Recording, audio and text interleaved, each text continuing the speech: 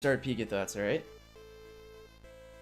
Welcome everybody to another segment we like to call Pika thoughts.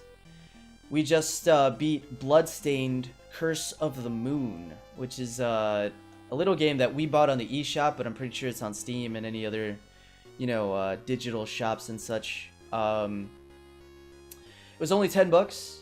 And I gotta say, I am completely and utterly surprised for the amount of the quality for a $10 game. So if I'm not mistaken, if I'm not wrong here, the game was a Kickstarter goal.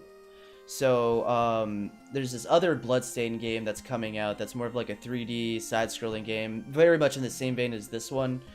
This is more of like a side-scrolling 8-bit 4-player changing. I mean, it's not a 4-player game. It's a single-player game, but you get to switch between 4 different characters type deal.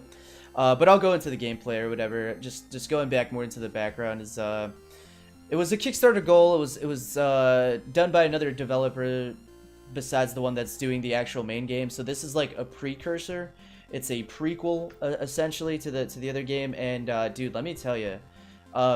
The art style, first off, the art style. Let's start with the art style.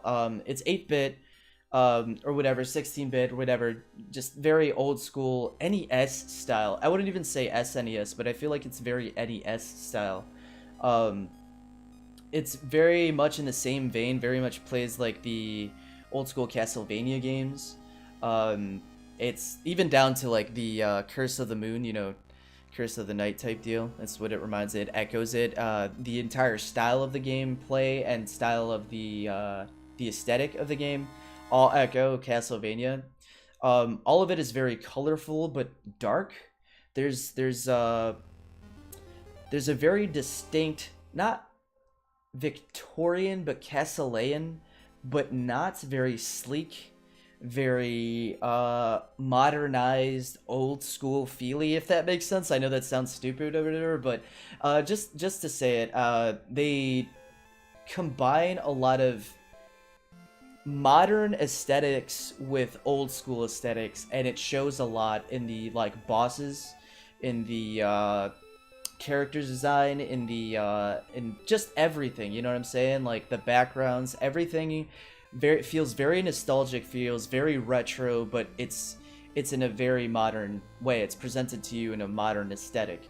So going on to the gameplay, like I said, it plays very much like Castlevania, and damn, dude, I can't even begin to tell you how.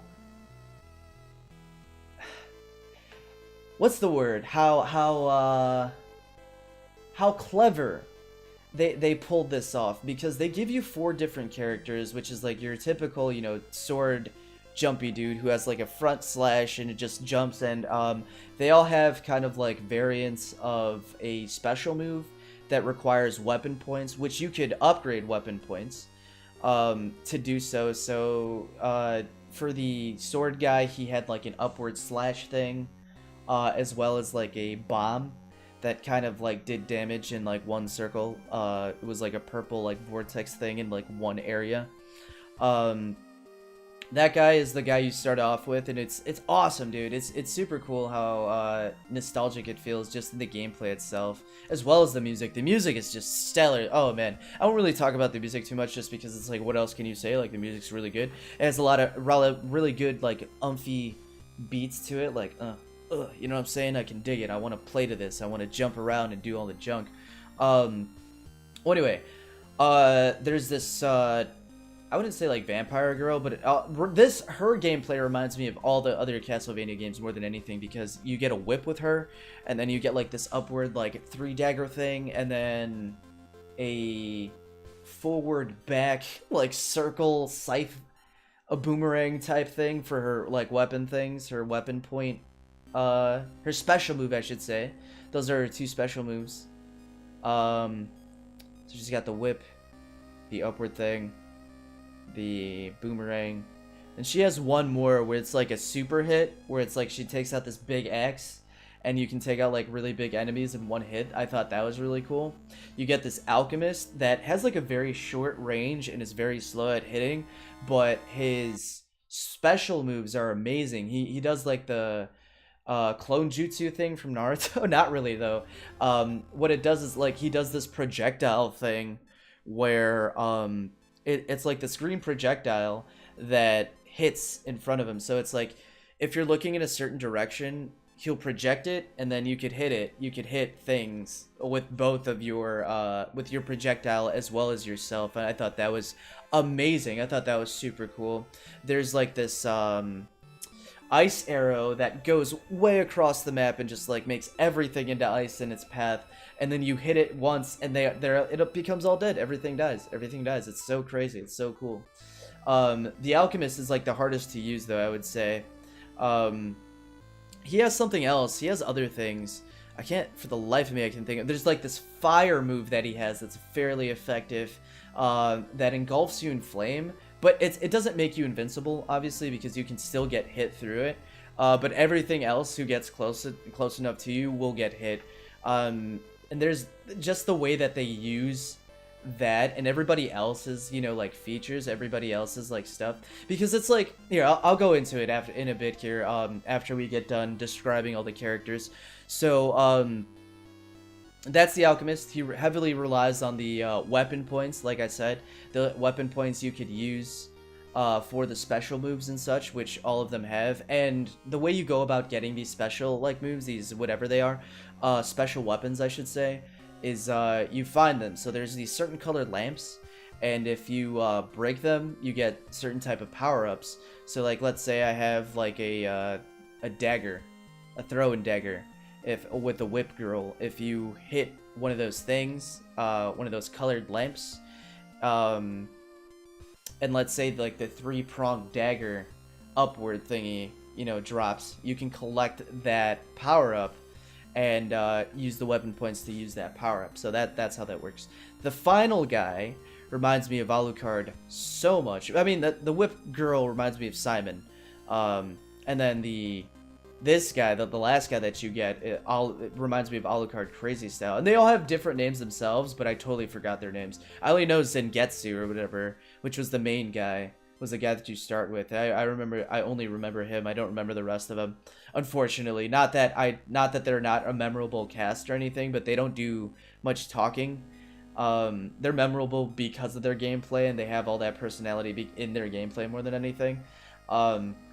So this last guy, this vampire guy, can turn into a bat. He can do a bat dash.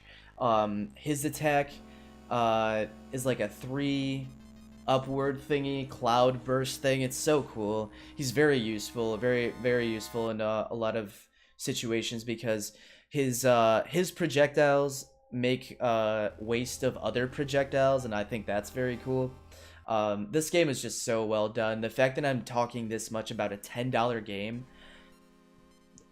that's just how much, excuse me by the way, that's just how much effort was put into it. So I was like, wow, dude. The level design of the game, I thought, was wonderful. It's a linear game. It's a linear game in both level design and what's it called? Just the path, the story progression and stuff. But what I do like about it is, for each area that you get, for after every character that you get, they kind of have like their own level in which you use their certain powers to be able to get through that certain level, and I thought that was really cool. And then later on, you have to combine all of their, you know, stuff to be able to get through. And it's a really short game. I mean, it took me longer than it should have, but it's a short game. There's only 8 stages. And those last couple of stages are all of them working together, coming together to use whatever it is, using all of their combined strengths to get through it all. So yeah, I don't know. I really like the fact that there are certain parts in certain levels in which you could use a character, if you had him or her, I should say, to be able to traverse, and if you didn't, there's always a different path to be able to get through it. So that was really cool about the game, is that, let's say I had the vampire guy, and there is like this jump that was way too big for anybody, and you had to become the bat to be able to go through it. we can get through that part easy and traverse to the next part of the level. But let's say I didn't have him. Let's say he dies or whatever, and that brings me to another aspect of the game.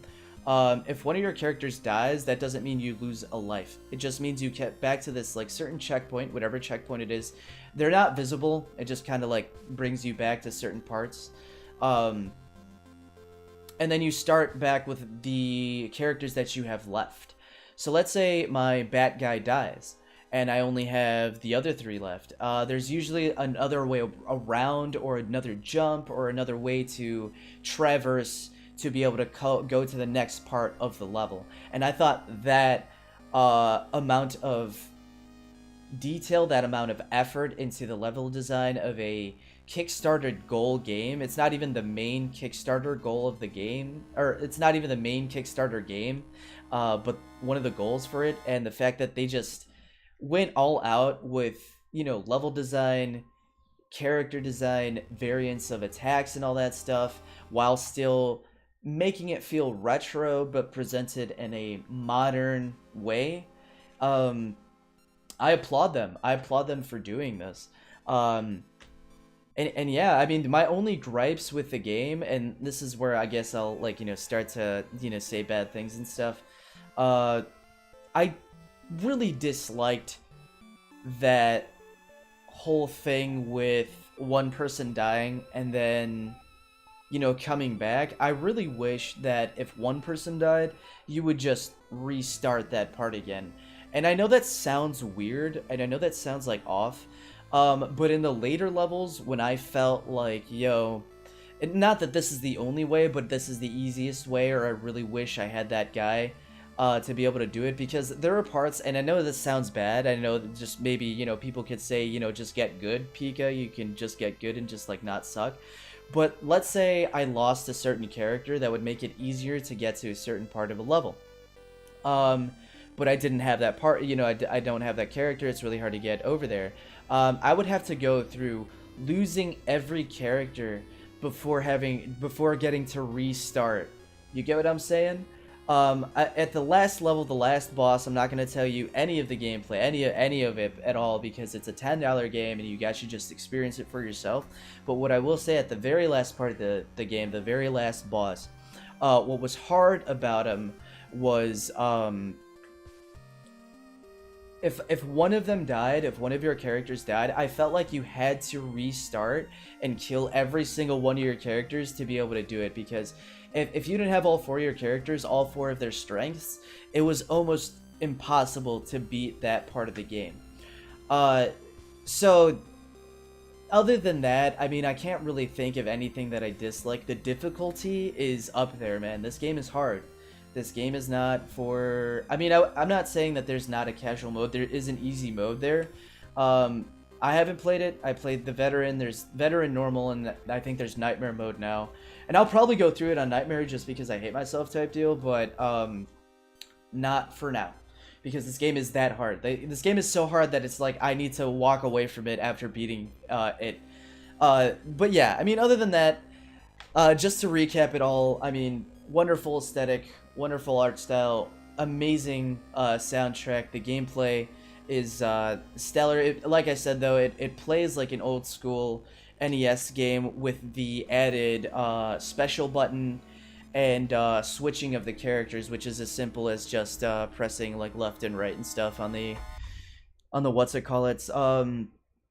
It wasn't a bad game at all. I highly suggest, if you like Castlevania, if you like retro games, if you like a challenge, definitely pick this up. It's only $10 on, like, you know, digital shops. I got it on the Nintendo Switch eShop, and it's well worth your time. If you're a seasoned player, you can get through this in, like, you know, 4 or 5 hours. But if you're a guy who plays everything like myself, and doesn't necessarily have a niche in anything, it'll take you about, you know, maybe 5 to 6 hours, maybe 7 hours. I don't know how long it took us, but definitely took us a while. Yeah, I don't know, dude. This was amazing, man. I like I said, I can't thank the people enough for making this game, and I can't wait to see the next Bloodstained. I forget what the name of it is, but the more highly produced one.